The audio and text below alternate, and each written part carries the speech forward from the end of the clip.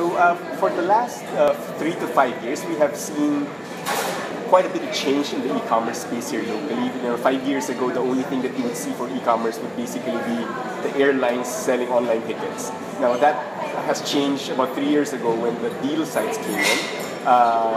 The big flash deal sites like the Metro Deal, the Cash Pinoy, and so they drastically changed the local landscape, and people started to buy things for all sorts of purposes, whether it be a spa deal or a restaurant deal. So we think that that was a major inflection point in the sense that it really opened e-commerce to the masses. And then in the last year or two, we have seen the next wave of e-commerce, wherein we have seen the likes of the Rocket Internet Group from Zalora to Lazada, wherein they are aggressively pushing already what is probably more of the first world type of e-commerce that is typical for Amazon, wherein people really buy anything that you can think of online and gets delivered right to your home. And of course now, in the past year, we have seen a lot more exciting stuff coming up from the Grab taxi to the Uber, and we think that the local market is becoming more and more receptive already. On our end, we've also seen several government initiatives to go into e-payments. For example, the NBI, the SEC, the PMEA. These are just examples of some of the agencies that have really gone ahead and have implemented already e-government services, making it simpler for citizens to avail of government services. So we're very excited going towards the second half of 2015 as well as 2016. And we're going to see a lot more applications like this. There has been a slight change also in consumer behavior.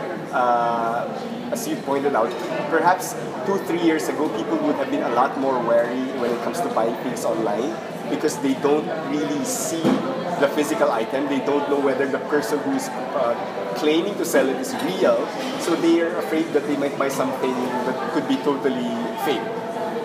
This is not to say that this doesn't happen anymore nowadays, but there are a lot more things that has really changed. Well, for one thing, again, going back to the collaborative environment, when you buy something nowadays, you can always check for other people who bought from the same person, right? So there's a lot of things like people would post comments, how reliable the seller is.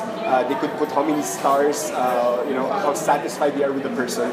So it's no longer between just you and the seller. You have an entire community to look after. Second, a lot of the risk has also been reduced because we're trying to also stay away from people having to pay directly person to person because again, you don't know the other party. So if a trusted third party like a payment gateway comes in, like the type of PayPal, then you have a third party who is more or less vouching for the identity of the person on the other side.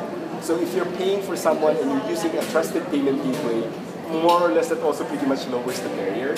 And from the government side, the DCOM has been lobbying actively with the DTI for quite some time. We've been trying to work together to come up with what we call the DCOM seal. So it's almost like a Better Business Bureau type of seal, wherein if a merchant goes through the seal verification process, we can, at least as DCOM, we can say that the merchant is real, he exists. You don't have to worry that this is a fly-by-night operator. So we're still hoping for that agenda to be pushed, but of course it's always a bit challenging to work with the government on something like this. But it's our long-term goal that people will be able to go to a merchant site, see a seal, and have a certain level of confidence that they're dealing with somebody who has been vetted by a trusted third party. Right now, at least for the initial implementation of the seal, we are limiting it to businesses. It doesn't have to be big business, it could be a small SME type of business. But the things that we would require is that the business who is selling the item, who is carrying the seal, must at the very least be somehow registered with the government. If they're a small corporation, they could be registered with the SEC. If they're a sole proprietorship, they could just be registered with the DTI. But we would still need basic things like they should be registered with the BIR, they should be registered with the local city government. So these are all trusted third parties that have more or less also reviewed their documents and made sure that they are real. So this is not to say that we are saying that the individual Instagrammer or the individual person selling at Facebook is fake. It's just that there is not much mechanism for us at this point to guarantee his identity because there is no government registration involved.